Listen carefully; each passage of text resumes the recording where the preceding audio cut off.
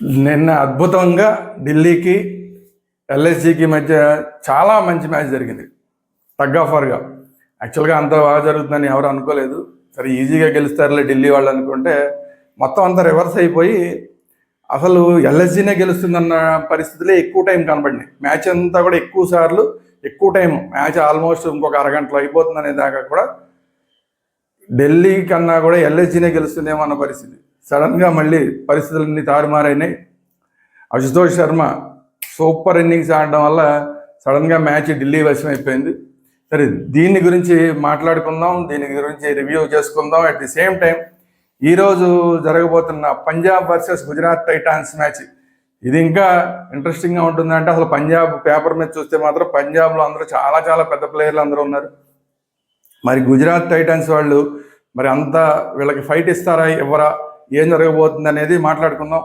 ఈ రివ్యూ గురించి ప్రివ్యూ గురించి మాట్లాడుకునే ముందు దిస్ ఇస్ త్వరగా శ్రీరామ్.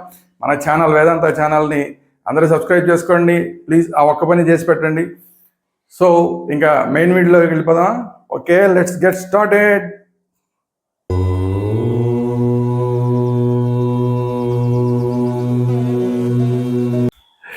టాస్ గెలిచి ఢిల్లీ కెప్టెన్ అక్షర్ పటేల్ బౌలింగ్ తీసుకున్నాడు. మరి ఎల్ఎస్సి కెప్టెన్ని పంత్ని కూడా ఏమైనా నువ్వేం తీసుకునేవాడి, నువ్వు కనుక ఒకవేళ టాస్ గెలిచుంటే నువ్వేం తీసుకునేవాడు అంటే నేను కూడా బౌలింగే తీసుకునేవాని అన్నాడు.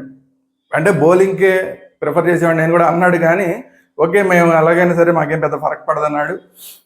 కానీ అది మామూలుగా జనరల్గా ఎవరైనా చెప్తారు, టాస్ ఓడిపోయిన తర్వాత ఏదొస్తే అది పర్లేదు, మాకు మంచి స్కోర్ పెడతాం అది ఇది అని చెప్తారు. కానీ నిజంగానే ఎల్ఎస్జికి మంచి ఓపెనింగ్ వచ్చింది.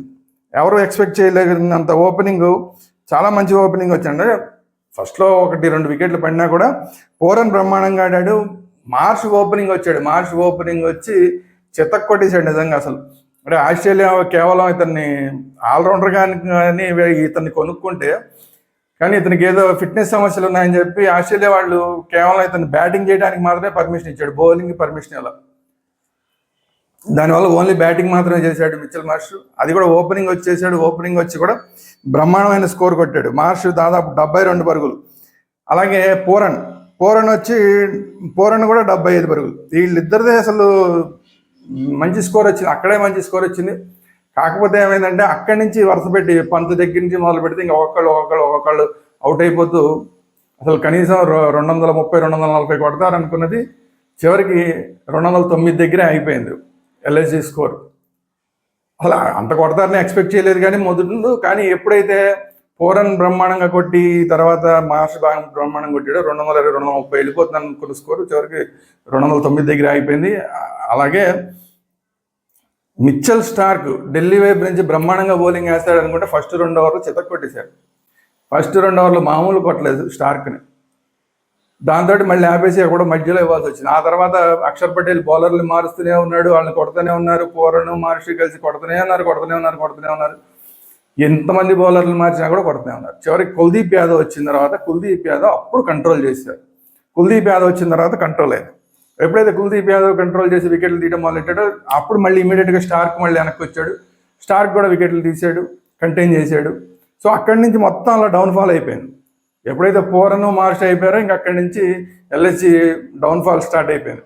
చివరికి 209 దగ్గర అయిపోయారు. ఇందులో మిచెల్ స్టార్క్ ఏమో ఒక 3 వికెట్లు తీసుకున్నాడు. స్టార్క్ 3 వికెట్లు, కుల్దీప్ యాదవ్ 2 వికెట్లు. యాక్చువల్గా కుల్దీప్ యాదవ్ బాగా వేసాడని చెప్పాలి. లాస్ట్లో వికెట్లు వచ్చినాయి కాబట్టి స్టార్క్కి మనకి స్కోర్ కార్డులు చూస్తే 3 వికెట్లు కనబడుతున్నాయి. కానీ ఫస్ట్ ఓపెనింగ్లో మాత్రం మామూలు కొట్టలేదు స్టార్క్ని. సో ఇది స్టార్క్ని ఇప్పుడు మొదటిసారి కాదు, ఇంతకుముందు లాస్ట్ ఐపీఎల్లో కూడా బాగా కొట్టారు స్టార్క్ని. మరి దీని మీద కొంచెం జాగ్రత్త తీసుకోవాల్సిన అవసరం ఉంది. లేదంటే స్టార్క్ని అంత పెట్టి కొని ఉపయోగం లేకుండా అయిపోతుంది. ఏదో లాస్ట్లో వికెట్లు తీసాడు, అది ఓకే. సో అది పరిస్థితి. అక్కడి నుంచి 209 టార్గెట్ తోటి ఢిల్లీ క్యాపిటల్స్ చాలా ఈజీగా గెలిచేస్తారు అనుకున్నాం. పేపర్ మీద ఉన్న ప్లేయర్ల లిస్ట్ చూస్తే 209 ఏమైనా ఈజీగా గెలుస్తారు అనుకుంటే ఫట్ట 4 వికెట్లు పడిపోయినాయి. ఓవర్కి ఒక వికెట్ అట్లా పడిపోయినాయి. దాంతో అసలు వీళ్ళు గెలుస్తారా గెలవరా అన్న పరిస్థితి లాస్ట్ దాకా కంటిన్యూ అయింది. అదృష్టం బాగుండే ఏంటంటే స్టబ్స్ బాగా స్టాండ్ అయ్యాడు. స్టబ్స్ మంచి స్కోర్ కొట్టాడు. అట్ ది సేమ్ టైం ఇంకొక కుర్రాడు విప్రాజ్ నిగమ్. ఈ విప్రాజ్ నిగమ్ ఇప్పుడు ఇదే మనం ఫస్ట్ టైం చూడడం, ఏదో ఉత్తరప్రదేశ్లో దేనికో ఆడుతున్నట్టున్నాడు. చాలా బాగా మంచి బ్యాటింగ్ చేశాడు. బౌలింగ్లో పెద్దగా ఆకట్టుకోలేదు కానీ లెగ్ స్పిన్ వేసాడు, కానీ బాగా కొట్టాడు ఇతన్ని. కానీ బ్యాటింగ్ వచ్చేసరికి మాత్రం విప్రాజ్ నిగమ్ బాగా ఆడాడు. ఇతను 39 కొట్టాడు, అలాగే స్టబ్స్ కూడా 34 కొట్టాడు. కానీ వీళ్ళందరికన్నా కూడా అశుతోష్ శర్మ లాస్ట్ ఐపీఎల్లో మీకు గుర్తుంటే పంజాబ్ తరపున ఆడి, అశుతోష్ శర్మ పంజాబ్ తరపున ఇద్దరు బ్రహ్మాండంగా ఆడారు. అందులో ఒకళ్ళు శశాంక్ సింగ్ అయితే, రెండోది అశుతోష్ శర్మ. ఈ అశుతోష్ శర్మని ఈసారి ఐపీఎల్లో ఎవరు బ్రహ్మాండంగా కొంటారనుకుంటే ఎవరు పెద్దగా రేట్ పెట్టి కొనలేదు. లక్కీగా ఢిల్లీ క్యాపిటల్స్ 3.8 కోట్లకు ఎంతగా కొన్నారు. సో మంచి బై. 3.8 కోట్లకు కొంటే ఇంత పెద్ద ఇన్నింగ్స్ ఆడి ఎంత పెద్ద విజయాన్ని తీసుకొచ్చాడంటే, తనకి పెట్టిన దానికన్నా కూడా తనకి వీళ్ళు ఢిల్లీ క్యాపిటల్స్ వాళ్ళు ఇచ్చిన దానికన్నా కూడా ఎక్కువ న్యాయం చేశాడు నిన్న మ్యాచ్లో మాత్రం.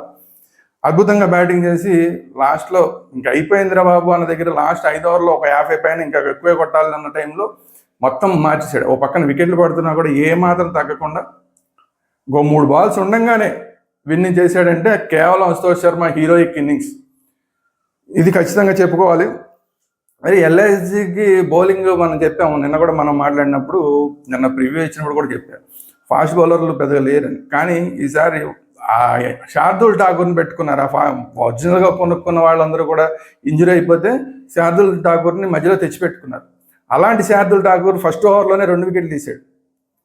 అక్కడే ముందు 2 వికెట్లు, దాని తర్వాత ఇమ్మీడియట్గా ఇంకో వికెట్, దాని తర్వాత ఇంకో వికెట్, వరుసగా 4 వికెట్లు పడిపోయినాయి ఢిల్లీకి. అయిపోయిందిరా బాబు ఢిల్లీ క్యాపిటల్స్ అనుకున్న టైంలో ఈ స్టబ్స్, నిగము, అలాగే అశుతోష్ శర్మ కలిసి మొత్తానికి గెలిపించారు. సో ఇది పరిస్థితి. ఈ మ్యాచ్ చాలా ఇంట్రెస్టింగ్గా జరిగింది.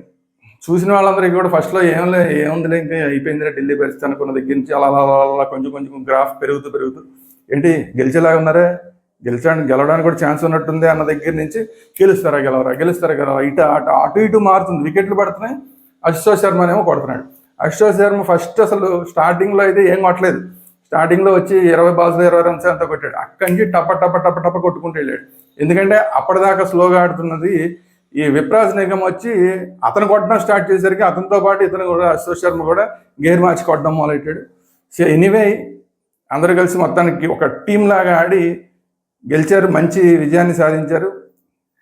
సో ఢిల్లీ క్యాపిటల్స్ డెప్త్ ఎంత ఉంది, దీనివల్ల తెలిసింది ఏంటంటే ఢిల్లీ క్యాపిటల్స్ బ్యాటింగ్లో డెప్త్ ఎంత ఉందనేది తెలిసింది.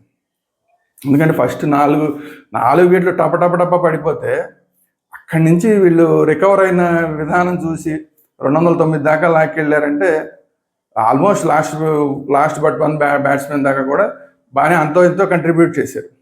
సో ఢిల్లీని ఇక్కడి నుంచి తక్కువ అంచనా వేయడానికి వీల్లేదు. ఖచ్చితంగా బ్యాటింగ్ డెప్త్ బాగుందన్నది ఈ మ్యాచ్ ద్వారా వీళ్ళు ప్రూవ్ చేసుకున్నారు. మరి పంత్ నెక్స్ట్ నుంచి ఎలా చేస్తాడు ఏంటి అనేది చూడాలి. ఫస్ట్ పెద్దగా అద్భుతంగా చేశాడని మనమేం అనుకోవడానికి లేదు. ఓకే లాగానే ఉంది పంత్ క్యాప్టెన్సీ. అక్షర్ పటేల్ కూడా అంతే, సేమ్ అంత అలాగే ఉంది, పెద్ద గొప్పగా అయితే ఏమీ లేదు. సో చూడాలి మరి నెక్స్ట్ ఏం జరుగుతుంది ఏంటి అనేది చూడాలి. ఇక ఈరోజు జరగబోయే మ్యాచ్ రివ్యూలోకి వెళ్ళిపోదాం. ఈరోజు మ్యాచ్ ప్రివ్యూలకు విషయానికి వస్తే గుజరాత్ టైటన్స్కి పంజాబ్ కింగ్స్కి మ్యాచ్ జరగబోతుంది. ఆన్ పేపర్ చూస్తే పంజాబ్ కింగ్స్ చాలా పెద్ద బ్యాట్స్మెన్లు ఉన్నారు, పెద్ద బౌలర్లు ఉన్నారు. అందరూ పేపర్ మీద చూస్తే మాత్రం చాలా బాగుంది. కాకపోతే ఏంటంటే పంజాబ్ కింగ్స్ ఎప్పుడో ఒకసారి ఫైనల్కి వచ్చారు తప్ప, ఆ ఒక్కసారి తప్ప మిగతా అప్పుడంతా కూడా గెలవాల్సిన మ్యాచ్లు సడన్గా ఓడిపోతారు. కొన్ని మ్యాచ్లు ఏమో అసలు మరీ తక్కువ స్కోర్కి ఓడిపోతారు. అట్లా వీళ్ళ చరిత్ర అంతా కూడా ఎక్కడ చూసినా కూడా ఎన్నిసార్లు క్యాప్టెన్సీని మార్చినా, ఎన్ని మార్చినా, కోచ్లు మార్చారు, క్యాప్టెన్స్ మార్చారు, ప్లేయర్స్ని మార్చారు, ఎంత మార్చినా కూడా మళ్ళీ అదే పరిస్థితి ఉంది. అయితే ఈసారి మళ్ళీ గ్లెన్ మ్యాక్స్వెల్ లాస్ట్ టైం ఒకసారి ఫైనల్కి వచ్చినప్పుడు గ్లెన్ మ్యాక్స్వెల్ ఉన్నాడు, మళ్ళీ అదే గ్లెన్ మ్యాక్స్వెల్ మళ్ళీ ఈసారి పంజాబ్కి ఆడుతున్నాడు. సో మరి ఈసారి ఏం జరుగుతుందనేది చూడాలి. శ్రేయస్ అయ్యర్ ఈసారి క్యాప్టెన్సీ చేస్తున్నాడు. లాస్ట్ టైం ఢిల్లీ క్యాపిటల్స్ని ఫైనల్స్ తీసుకొచ్చాడు అంతకుముందు ఒకసారి, తర్వాత కేకేఆర్ తోటి కప్పే కొట్టాడు. అయినా సరే కేకేఆర్ వాళ్ళు మరి శ్రేయస్ని ఉంచుకోలేదు. ఈసారి పంజాబ్ కెప్టెన్గా చేస్తున్నాడు శ్రేయస్. మరి శ్రేయస్ ఏ పరిస్థితి ఏంటి, ఎలా ఆడతాడు ఏంటి చూడాలి. ఎందుకంటే శ్రేయస్కి ఖచ్చితంగా బాగా ఐపీఎల్లో పెర్ఫామ్ చేయాల్సిన అవసరం ఉంది. ఎందుకంటే బీసీసీఐ ఇతని కాంట్రాక్ట్ రద్దు చేసింది, అందరికీ తెలిసిన విషయం. సో అందువల్ల బీసీఐ కాంట్రాక్ట్ మళ్ళీ పొందాలంటే ఖచ్చితంగా ఈ ఐపీఎల్లో కూడా మళ్ళీ ప్రూవ్ చేసుకోవాలి. ఇప్పటికే చాలా ప్రూవ్ చేసుకున్నాడు అనుకోండి. అయ్యో అతన్ని కాంట్రాక్ట్ రద్దు చేసిన దగ్గర నుంచి లాస్ట్ టైం ఐపీఎల్ కొట్టాడు, తర్వాత T20 వరల్డ్ కప్లో ఉన్నాడు, మన ఛాంపియన్స్ ట్రోఫీలో ఉన్నాడు, అంతా చాలా కీలకమైన ఇన్నింగ్స్ చాలా ఆడాడు, రంజీ ట్రోఫీలో ఆడాడు. ఇది చాలా ఎక్కడ పడితే అక్కడ అంతా కొడుతూనే ఉన్నాడు. కానీ ఇంకా బీసీఐ కాంట్రాక్ట్ అనేది ఇంకా దాన్ని పునరుద్ధరించలేదు.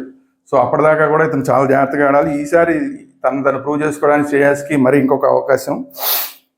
సో గుజరాత్ టైటాన్స్ విషయానికి వస్తే శుభ్మన్ గిల్ పరిస్థితి ఏంటి అంటే T20లో ప్లేస్ లేదు, టీంలో ఓపెనర్గాను లేదు, వన్ డౌన్లోనూ లేదు.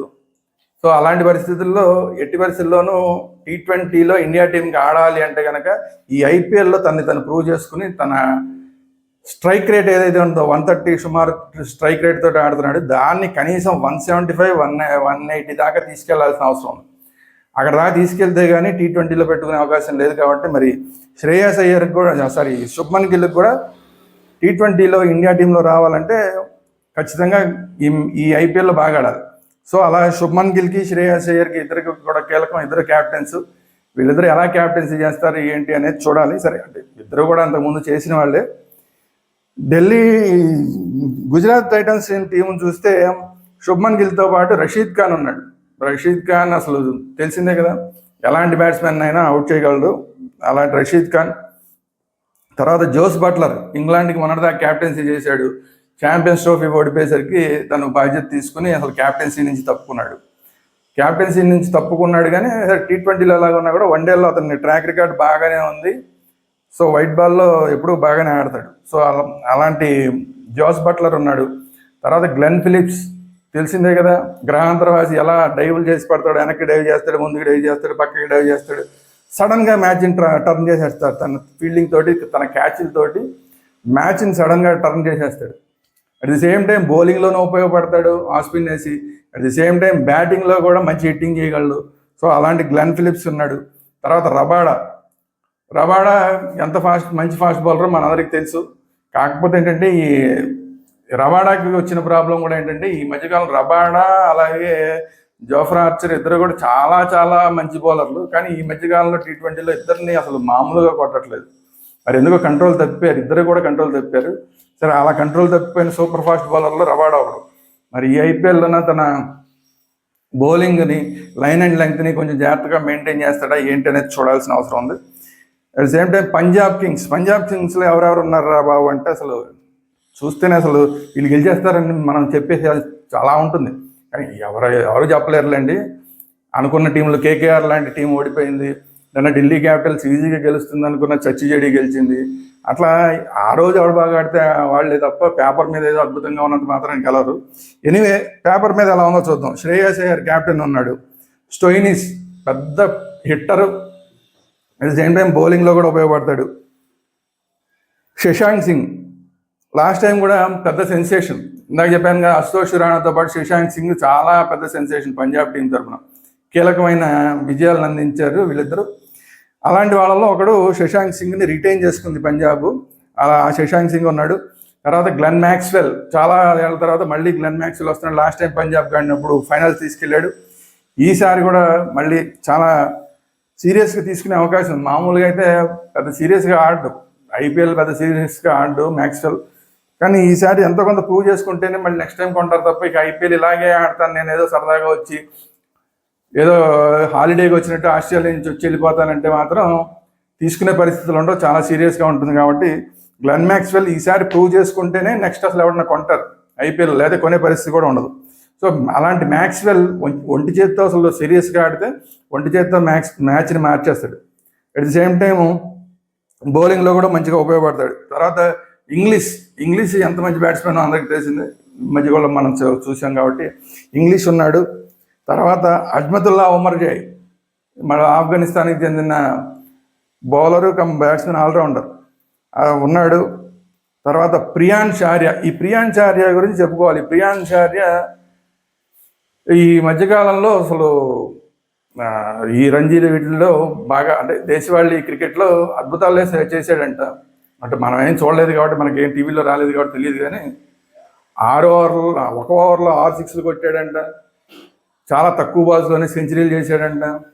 అసలు మంచి మంచి పార్ట్నర్షిప్లు మెయింటైన్ చేశాడంట అందరితోటి. చాలా పెద్ద చరిత్ర ఉంది ఇతనికి ఈ మధ్యకాలంలో.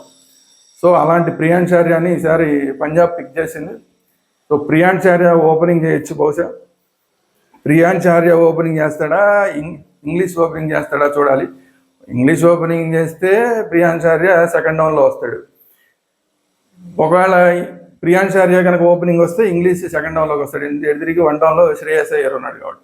అక్కడి నుంచి వరుసపెట్టి చూస్తే కూడా వరుసపెట్టి అసలు చాలా పెద్ద లాస్ట్ ఒక 2-3 తప్ప మిగతా అందరూ కూడా మంచి బ్యాట్స్మెన్ ఉన్నారు పంజాబ్. సో మంచి ఇంట్రెస్టింగ్ గేమ్ ఉండే అవకాశం ఉంది. ఈసారి ఈ 2 టీములు కూడా పెద్ద చరిత్ర లేదు ఐపీఎల్లో. గుజరాత్ టైటాన్స్కి పెద్ద చరిత్ర లేదు. ఫైనల్కి వచ్చేస్తారు వీళ్ళు, గ్యారంటీగా సెమీఫైనల్కి వచ్చేస్తారు, లేదంటే క్వార్టర్ ఫైనల్స్కి నాకౌట్లకు వచ్చేస్తారు వీళ్ళని గ్యారంటీ లేని టీములు ఈ పంజాబ్, గుజరాత్ టైటాన్స్. అలాంటి ఈ 2 టీములు కూడా ఈ ఐపీఎల్లో ఉన్నా కూడా తమ పెర్ఫార్మెన్స్ని బెటర్ చేసుకుని ఫస్ట్ నాకౌట్స్ని టార్గెట్ చేసి నాకౌట్స్కి వస్తారా లేదా, దాని తర్వాత సెమీస్కి వస్తారా లేదా అనేది చూడాలి. ఏదైనా మొత్తం ప్రయాణం చేయాలంటే ఈ మొదటి గేమ్ నుంచే ప్రయాణం చేయాలి కాబట్టి ఈరోజు గుజరాత్ టైటాన్స్, పంజాబ్ కింగ్స్ ఎలా ప్రయాణాన్ని మొదలు పెడతారన్న దాన్ని బట్టి రాబోయే రోజుల్లో వీళ్ళు ఎలా ఆడబోతున్నారన్న దాని మీద మనందరికీ ఒక ఐడియా వచ్చే అవకాశం ఉంది. చూద్దాం ఏం జరుగుతుంది. ఇది ఈరోజు వీడియో. ఈ వీడియో కనుక మీకు నచ్చినట్టయితే లైక్ చేయండి, మీ అభిప్రాయాలు ఏంటంటే కామెంట్ రూపంలో తెలియజేయండి. అట్ ది సేమ్ టైం ఈ వీడియో అందరికీ షేర్ చేయండి. అట్ ది సేమ్ టైం మన వేదాంత ఛానల్ని తప్పకుండా ఒక సబ్స్క్రైబ్ చేయండి. Thank you very much. జై హింద్, భారత్ మాతా కీ జై.